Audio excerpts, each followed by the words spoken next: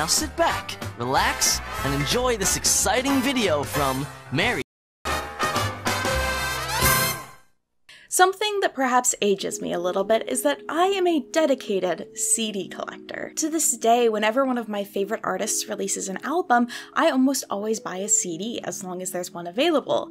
I'm looking at you, Lord. While CDs can be a really great way to support artists and also a way to ensure that you have access to this media regardless of what happens to streaming services, my personal drive to buy CDs is more just a habit that formed from my childhood. One of my favorite Christmas memories was Christmas of 2001, where both myself and my sister were gifted our own CD player. I had this really cute Hello Kitty one. I'm pretty sure my sister had this Barbie one, which came with a microphone, which I remember being very jealous that hers came with a microphone. And the CD player would frankly provide so much joy and comfort for me. Even once I got an iPod, I was still buying CDs and burning them onto iTunes, but also listening to them on my CD player. And with that CD player on Christmas, my parents also gifted me my first album, one that represents not only my childhood, but the experience of many kids that grew up through the 90s and 2000s. And that album was Mary-Kate and Ashley's Greatest Hits Volume 3. Now all we need's a case to crack. We're two super duper snoopers. As I grew up, it was almost impossible to not know who Mary-Kate and Ashley were. Acting from the very early age of 6 months on the hit show Full House, starring in movies and direct-to-video series through their youth, and having their likenesses merchandised to the moon and back, these sisters were everywhere. And of course had their own doll line. Shout out to the dolls. This isn't about the dolls, but I had this one. While the stories and themes around everything they starred in varied, from childhood detectives Olsen and Olsen Mystery Agency to going to a dude ranch, sounds like a lot of rocks. A lot of old rocks. traveling the world, It says here that Rome's streets are paved with the history of civilization. and having slumber parties. You're invited. The Mary-Kate and Ashley brand at the end of the day was all about being young, fun, and representing a sort of idealized childhood. Hasta la vista, babysita. The Olsen Twins would create Dual Star Entertainment Group LLC in 1993, which would go on to produce almost all of the media the twins were involved in. In 2003 alone, the company made an estimated $1.3 billion in sales. And as we've discovered in the past, if a franchise exists in the 2000s, and especially if it's one that's making money, it's going to get a game.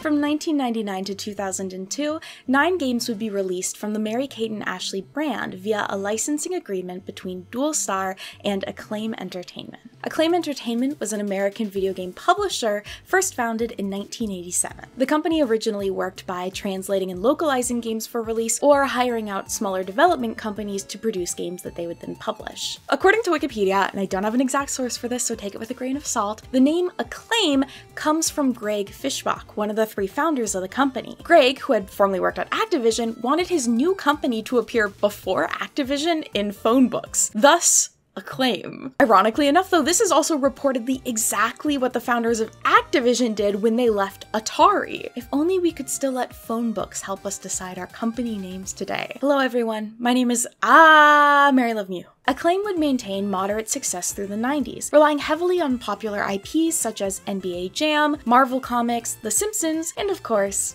Mary-Kate and Ashley. The company would eventually go bankrupt in 2004, with their final game released in the US being Showdown: Legends of Wrestling. In 1998, Crawfish Interactive, a UK-based video game developer, began work on a game that was very much not a Mary-Kate and Ashley game. You see, Acclaim was working with a very popular adult TV show to publish 2 games based off of the series. The first one being a first-person shooter for the Nintendo 64, PlayStation, and PC, and the second being a platformer for the Game Boy Color. While Crawfish Interactive would actually fully complete the Game Boy Color game, the creators of the show decided it wouldn't quite be appropriate to publish a game on the Game Boy Color, which was so heavily advertised for kids, from a show that was for adults. So the creators decided not to publish the game. To help cut their losses, Crawfish Interactive worked with Acclaim to turn the game engine and assets from the unreleased game into 2 games that would be released. The first being Maya the Bee and Her Friends, and the second being the very first Mary-Kate and Ashley game, The New Adventures of Mary-Kate and Ashley. The original unreleased game would then then go on to become a piece of lost media, which fans searched for until 2018 when a ROM was released, allowing people to play the South Park Game Boy Color game for the first time. That's right,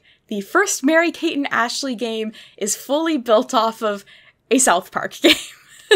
CDs, video games, popcorn. Check, check, and check. That being said, for this episode of Thrift Games, we are actually going to be taking a look at the 5th game released from the Mary-Kate and Ashley game brand. And this is the Mary-Kate and Ashley Pocket Planner. Released in the 2000s, the Pocket Planner was a pocket planner. While many people would associate mobile technology from the 2000s with a Nokia phone or a pager or maybe even a Game Boy, an often forgotten tool from the time is the PDA, or the Personal Digital Assistant. PDAs would typically consist of a calendar where you could record appointments, a to-do list, notepad, calculator, or other basic tools like that, as well as an address book for storing people's information. PDAs would essentially become obsolete with the growth of mobile phones in both their accessibility and their capabilities. But as a kid, I do remember my parents having an old Palm PDA that they let me use at one point, and I just remember feeling so cool and business-like, playing around on it, adding in my fake events because I'm a child with nothing to schedule. But that essentially is what I think is the inspiration for the Pocket Planner here, a PDA on your Game Boy for kids. Mary-Kate and Ashley Pocket Planner would be the first game developed by Powerhead Games, who would go on to develop games in the Winx Club franchise, as well as do a number of mobile ports for games. The second game that they worked on after this Pocket Planner was E.T. Digital Companion, which was another PDA, but E.T. themed. I can't help but wonder if this was kind of created to be like a boy version to counter the Mary-Kate and Ashley girl version. There are two genders, Mary-Kate and Ashley or E.T. Step out of it, Mary-Kate. We're gonna play some video games. Let's play.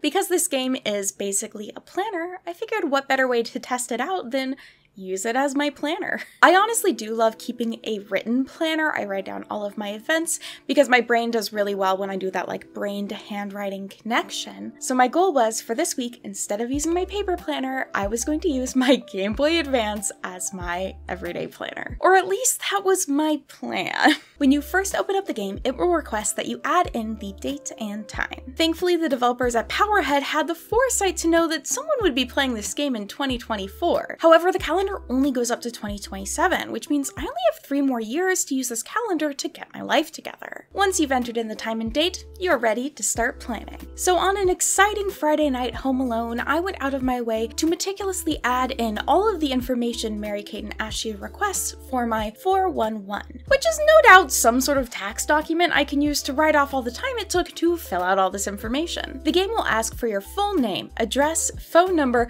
birthday, and favorite color. So basically a docs with a cherry on top. Are you afraid? This system, however, does have a pretty large library of information, and as you go about starting to type in your answers, it will offer auto-suggestions for many of the categories. When filling out your address information, it can also pull your city and state from your zip code. We consulted our trusty atlas. It was actually able to figure out that I lived in Seattle, Washington, based off of the 98101 zip code that I entered in. Yeah, I kind of live on the gum wall, in case you're wondering. However, I did also test it with 76066, and it wasn't able to figure out that I live in cool Texas. So I'm assuming it only has a library of the more populated zip codes. Sorry, cool Texas. You'll always be cool to me. So once you've filled out all that information, you're ready to have some fun. Just don't forget to feed Clue trademark. The game will then leave you off at what is the normal start screen, which shows you, hey, this pocket planner belongs to so-and-so. Here is all of their personal information, so give it back to them. Or else. I have a lot of plans in there, okay? This page can also have a passcode. However, I never set one because I was honestly so worried about forgetting it and accidentally locking myself out of it that I was like, no, we're not doing that. Turns out that fear would be completely unfounded, but we'll worry about that later. Entering into the game, you'll be able to see a quick overview of your day with the date and time, as well as easy access to your to-do, events, and Gmail. Pressing B or start from here will take you to our main menu, where we can access all of the features of the game, including your calendar, friends list, to-do list, fun stuff, tools, and settings. The calendar is exactly what it sounds like. It's a calendar. It has a month, week, and day view and includes most nationally recognized in the 2000s holidays. You can also add in your own events as well, such as one-time events like when I upload this video, or maybe reoccurring events like if you have meetings or like an after-school club to go to. Like, yeah, like Mary Love Mew Club is every Tuesday and Thursday after school at like 4:30 PST. On twitch.tv/MaryLoveMew. Oh my god, it'd be so fun to see you at my club. The Friends section acts as your address book. Here you can send Gmail, edit your About You page, make profiles for your friends to store their information, and use the matchup feature. If you by any chance are going, Mary, actually Gmail didn't exist until 2004, you are so right. Gmail, as in Google Mail, didn't exist in 2004. However, I believe this is sending Game Boy Mail? At least I personally think so. One review of the game from 2001 labels it as being email for girls, which I just don't like. So I'm gonna assume it's Game Boy Mail because it was mail sent through the Game Boy itself. Just saying. The Gmail messaging system worked by sending messages from your Game Boy Color to others with an infrared sensor on them. Of course, they also needed to have the Mary, Kate, and Ashley Pocket Planner, as well as a Game Boy Color or Game Boy Advance. So you could sort of see this as being kind of like a predecessor to PictoChat. It was a very simplified messaging system, and it also makes me feel very nostalgic because the way you send the messages is just entirely in the subject line, which is how text messaging used to be. And it also reminds me of when you had to go back and read through all your sent messages in order to remember what you had told someone when they do finally respond to your message. The game, of course, also has some preset messages for you to choose from to make typing things out easier. This includes some super convenient messages such as boo, got any gum, and don't wig out. Okay?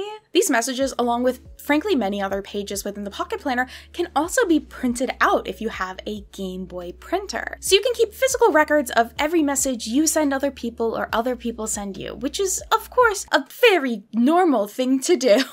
Your friend list itself is an address book, and it also already includes 2 friends, Mary, Kate, and Ashley, of course. In here, you can also make new profiles for your friends, including all of the following very important information, such as boy, girl, first, middle, last, nick, street, zip, city, state, phone, pager, Gmail, rel, hobby, icon, and B-Day. Did any of your friends have pagers? I don't think I grew up at the time where any of my friends had a pager. Like, some people had Fireflies, which were like the early cell phones, and I felt very jealous of, but I'm just a little too young for the age where any of my friends would have had pagers. I'm also curious if anybody who had this game had friends who had pagers. I just don't see it happening. However, I absolutely did have physical address books that I would fill out, or I always filled out the address information in my planners through school because I loved having my friends' information written down. It just always made me feel so organized, and then I could send letters to my friends when I went to summer camp. And it also reminds me of just how much I would lose if something were to happen to all of my accounts or my phone, because I would just have no way to contact my friends. And then last in this section, the matchup mode allows you to enter in your friends' information, and then the system will compare it to the information that you have entered. It will then take that and rank your friendship. A third-party friendship ranking tool is honestly kind of a helpful thing to have if you're anything like me as a kid and maybe kept scores for your friendships and tallied friendship points in your mind. And yes, I am neurodivergent. Next, we have our to-do list, which is both the friend and the enemy of anyone whose brain is too fast for their own good. The game sets you up with a couple of tasks for you to work on, including feed clue, TM, enter friends' names, complete about you, and set your password. All of which I had done. You can also, of course, set up new tasks, and here you can either pick from a list of kind of preset ones or type in your own task that you want to do. You can also assign it a date and time. Some of the presets are helpful, they have different chore options, but then some of them are just very generic, and I just think it's really funny to imagine someone picking breakfast bars as part of their to-do list. Origami, doll collecting. I know that's on my to-do list every day of my life. And then the fun stuff section is just stuffed with fun. Tough crowd. Here you can access games, Crush, Ask Ashley, Clue, TM, Star Signs, and the Pick Gallery. The games menu includes 4 minigames. Drop to Shop, which is the sort of shopping game where one of the sisters drops items and the other sister has to catch them, and it's these great graphics. They look so much like them. Fash Machine, which is a slot machine, but fashion. Don't love the name they picked for that one. Sliders, which is just everyone's favorite Nancy Drew puzzle. And Match 'em, where you match them. The crush option is incredibly of its time. What you do on this one is you hold your Game Boy towards someone that you have a crush on and then press the button to see if they also have a crush on you or if your crush will work. It includes this alarming generic boy's face. I don't like it. What is he doing? Ask Ashley is essentially a magic 8-ball where you can ask Ashley a question and she'll give you a no doubt very helpful response. As an indecisive Libra, I'm kind of excited to have this in my back pocket for any time I need to make a decision. Clue TM is essentially a simplified Tamagotchi where we take care of Clue, the basset hound that features in a number of Mary-Kate and Ashley videos. Who took a bite out of Penny Peterson's peanut butter sandwich? Here you can check his needs, feed him, play with him, and leave him alone. Which honestly, I think is a really important skill to learn. Sometimes you just gotta leave things alone.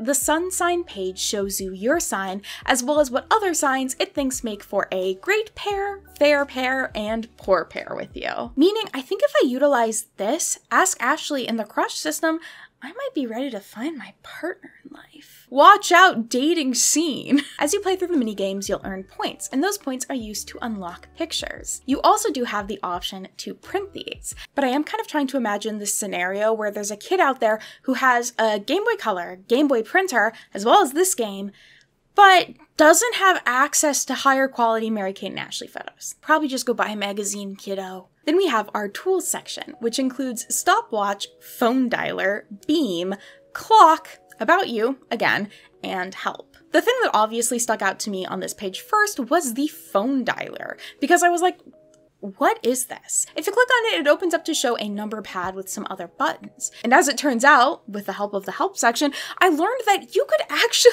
use the Game Boy Color to dial phone numbers on some models of home phones. I'm assuming this also used the infrared sensor that was on it, but you could type in the phone number you wanted on there and then hold it up to the mouthpiece and click dial, and apparently it would send the numbers into your phone to call people. What? That's so cool and weird. I'm personally super curious about if this worked. Did any of you ever use it or something similar to this? Like, it's blowing my mind. You could also add in some speed dial numbers. Would this be like more convenient or faster than just typing in the number on the phone?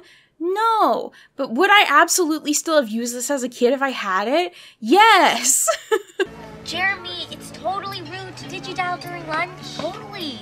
The beam option, I think, has to do with the Gmail settings. I'm honestly not like completely sure. And then our stopwatch is a stopwatch. Our clock just shows us the time that you have. The About Us is same as the other About Us section. It's just another spot that you can edit your About You information, which I will say also lets you include stuff like your favorite actors and your favorite band. Important information that you need to keep track of. And of course, the help page just has some helpful tidbits about using the system. So then of course, our last menu and last part of the game is the settings. Here you can pick if you want music, sound effects, and or color. I will say the music's not my favorite. It's definitely a situation where they just have the one tune in there, and you're gonna get sick of it, especially if you spend any significant amount of time using this, which I'm not saying I have. But I have! You can also reset the date and time, view the credits, make some adjustments to the font size, and you can view how much memory you have left. You see, as you add in events, to-do information, your friends' information, the game is going to use up its memory. And once the memory gets too full, you'll have to go in and remove some of those old events and to-do items you don't need anymore. Looking at the screen right now, you might notice that my memory is completely empty. And you might be thinking, hey Mary, I thought you said you went and added in like all of your work events and a bunch of contact information and a bunch of other little tidbits and to-do list stuff for you to do. And let me just say I did. Let me just say I did on a Friday night by myself, and I was planning on using this for my planner for a week.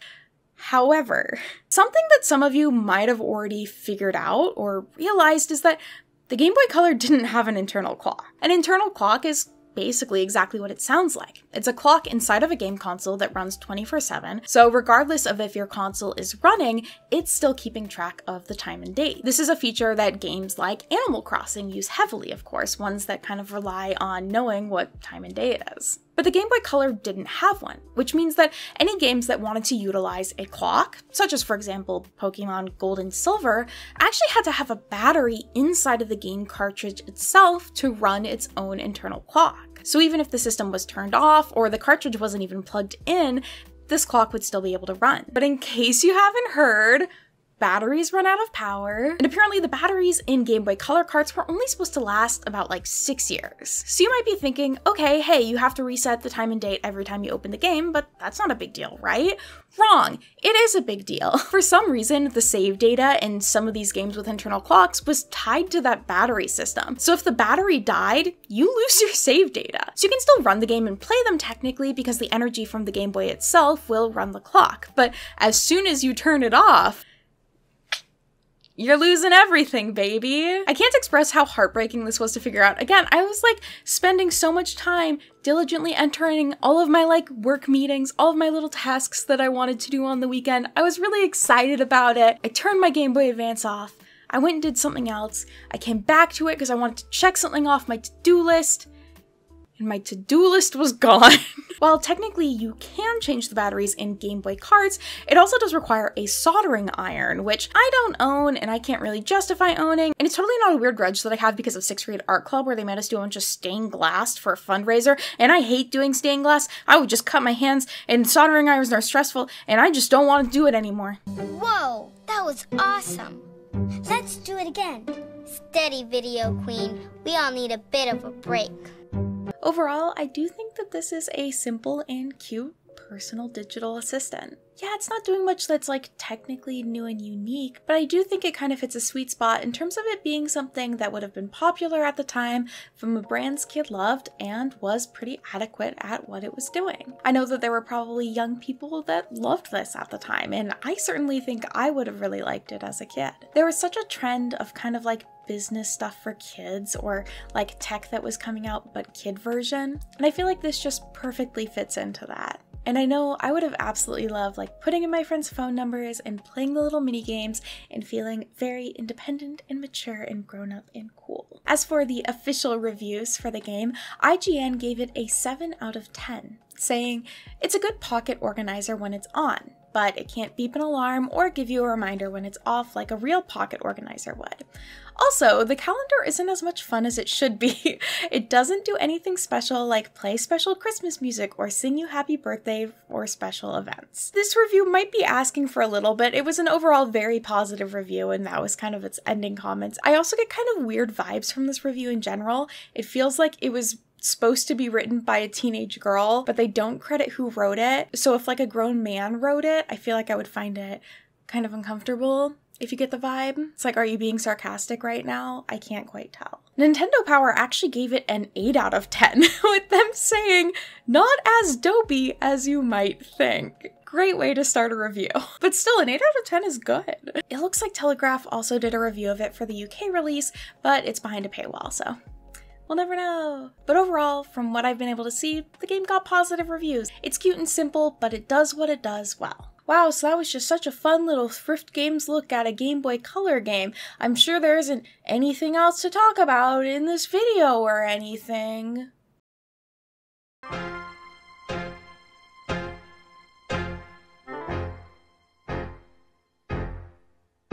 In January of 2001, IGN reported that Acclaim Entertainment revealed today something that will send shocks up, down, and throughout the entire gaming industry. The company has posted a $10.8 million profit on net revenues of $72 million for its fiscal 2001 first quarter that ended on December 2nd, 2000. AKA, profits are up for Acclaim, with IGN possibly jokingly claiming that the company's success was all about the Mary-Kate and Ashley. The Mary-Kate and Ashley games games also at this time were showing up occasionally on best-selling lists. And the reason I bring this all up was just to further establish the fact that this was a profitable gaming franchise. Mary-Kate and Ashley brand in general was doing well at this time, but especially the games. And their brand was one that Acclaim was profiting off of in the early 2000s. In 2003, a few years later, Acclaim and Dualstar were actually working on a 10th game in the franchise, Mary-Kate and Ashley in Action, based off of the short-lived animated series starring the twins. While Acclaim was reportedly promising that the game would be published on time, no worries, they also apparently were just not paying the actual developers of the game, which were apparently a Seattle-based company. Shout out to the unpaid game developers of Seattle. This of course led to the game being cancelled and a termination of the licensing agreement between Dualstar and Acclaim. However, the situation wouldn't end there. As it turns out, Acclaim was also audited and had, maybe perhaps forgot to pay about $177,000 in royalties to Dualstar. Whoops. With the company's attorney, Martin Singer, writing that Acclaim blatantly abandoned the Mary-Kate and Ashley brand and has taken the Mary-Kate and Ashley brand in video games, which had flourished, and has now run it into the ground. Basically, they were like, not only did you not give us what you promised, but you also did a shitty job with what you did do. And so Dualstar Entertainment sued Acclaim in 2004 over this, for both the royalties as well as up to $300,000 that they owed from the end of their termination settlement. I've seen some reports other places that claim it was up to $600,000. I'm not sure exactly, and supposedly this was all settled out of court. Now I can't find a good source saying it was settled out of court, but considering we don't have any information about court proceedings, we can assume it probably was. So we don't know exactly how much was paid or the full breadth of the situation, but something I do in general find frustrating about this is the way that so many different articles felt the need to point out how much money Mary-Kate and Ashley were worth. Oh, they have a net worth of XYZ. This is like pocket change for them, which I find really frustrating. And I feel like a lot of it comes down to misogyny. Would you have been saying that about a male actor in the same position? Probably not. Regardless of how much these children had made, and let me reiterate, children had made, if you signed a legal agreement to use their likeness and actively profit off of their likeness, you owe them the royalties that you agreed to pay. And I think it's just so uncomfortable that there were so many people that seemingly just wrote this off as oh, these spoiled girls are asking for so much. No, they're literally asking for what they were owed, or what they were owed from the company mishandling their likeness. You have to remember, Mary-Kate and Ashley at this point were only 17, and they had essentially been working again since they were 6 months old. This profit and net worth that they did have came at an immense cost. Do I think the fact that they were working since they were infants is messed up? Yes, but that doesn't mean I won't acknowledge that not only did these girls build an empire for themselves, but also spent their entire childhood in the public eye. Did they have a lot of money? Yes, but at the cost of their childhood. In a 2010 interview, Mary-Kate even said that, "I look at old photos of me and I don't feel connected to them at all. I would never wish my upbringing on anyone, but I wouldn't take it back from the world. Friends feel sorry for us because it's kind of bittersweet." We can have this recognition that these girls have made a lot of money and have been immensely successful, but also haven't got to be normal humans. After this entire lawsuit situation, the twins would go on to attend and then drop out of NYU. And a major reason for them leaving is they didn't feel safe because they were constantly having photos taken of them and stories sold to tabloids about what they were doing. They didn't get the chance to mature or party or make mistakes in the same way that everyone else does in college. And this is coming from someone that didn't party, okay? People should get to in safe ways. These girls lost the ability to live normal lives. Yes, they were the ones taking a business opportunity, But again, as like kids, when they formed Dual Star Entertainment, they were 6. And they worked incredibly hard to build a business empire. They've even spoken about how so much of their work was actually behind the scenes in developing their brand. But because it was at this time where it was like the peak of paparazzi and tabloids and this magnifying glass on young women, but then also internet culture growing and developing and being like a little too curious about their birthdays, if you get what I'm saying, they end up just being in a little bit of a lose-lose situation. Like, yes, you're immensely successful and you worked, frankly, really hard for it. And if anybody says any BS about how acting, especially as a child, isn't hard, just get out of here. I'm not interested. But at the same time, they're constantly having their work and their worth devalued because it's girly and tween girl stuff, or they were literal children when they were working on it. Well, I know I'm on a tangent here. There's just this huge twinge of irony that comes from the fact that there's this company that made a game that was built around the idea of young women being organized and independent and, like, excuse that this is cringy, but essentially girl bosses. There's this company that made that, and at the same time was trying to take advantage of the 2 literal girl bosses that game was based off of. Like, you can't win. Well, of course, I've never personally met them. I don't know much about them. I'm not trying to defend billionaires.